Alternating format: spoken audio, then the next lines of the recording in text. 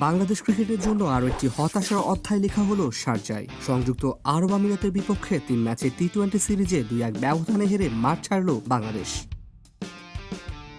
তৃতীয় ও শেষ ম্যাচে 7 উইকেট ও 5 বল হাতে রেখে জয়ের কেতন উড়ালো স্বাগতিক আমিরাত। এক সহযোগী সদস্য দেশের বিপক্ষে দ্বিতীয়বার সিরিজ হারল টাইগাররা। যুক্তরাষ্ট্রের পর এবার আমিরাত, আর এই জয়ে টেস্ট খেলুড়ে দেশকে সিরিজ হারানোর তালিকায় আয়ারল্যান্ডের পর নিজেদের নাম দেখালো সংযুক্ত আরব আমিরাত। ম্যাচের শুরু থেকে ছিল ব্যাটিং বিপর্যয়ের ছাপ। টস হেরে ব্যাট করতে নেমে মাত্র 84 রানে 8 উইকেট হারিয়ে ধুঁকছিল বাংলাদেশ। ব্যাটিং অর্ডারে ছিল না দৃঢ়তা, ছিল না ধারাবাহিকতা। তবে শেষ দিকে হাসান মাহমুদ, শরীফুল ইসলাম ও জাকের আলীর দৃঢ়তায় রক্ষা পায় সম্মান। শেষ ওভারের নাটকীয়তায় 26 রানের সৌজন্যে 20 ওভারের সংগ্রহ দাঁড়ায় লড়াকু 162 রানের।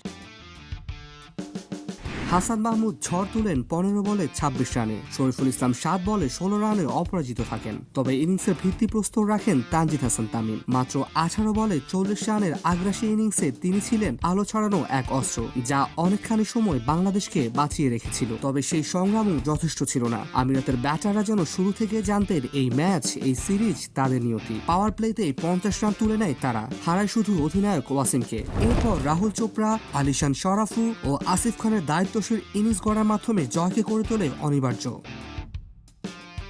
বাংলাদেশের বোলাররা চেষ্টা করেছেন ঠিকই, তবে সাফল্য ছিল না বলার মতো। তানজিম হাসান, সাকিব ও রিশাদ হোসেন একটি করে উইকেট নিলেও প্রতিপক্ষকে চাপে ফেলতে ব্যর্থ হন। শরীফুল, হাসান মেহেদী কেউই থামাতে পারেনি আমিরাতের ছুটে চলা রানের রথ। এ হারের ফলে আবারও প্রশ্ন উঠেছে বাংলাদেশের টি-20 দলের সামর্থ্য ও প্রস্তুতি নিয়ে।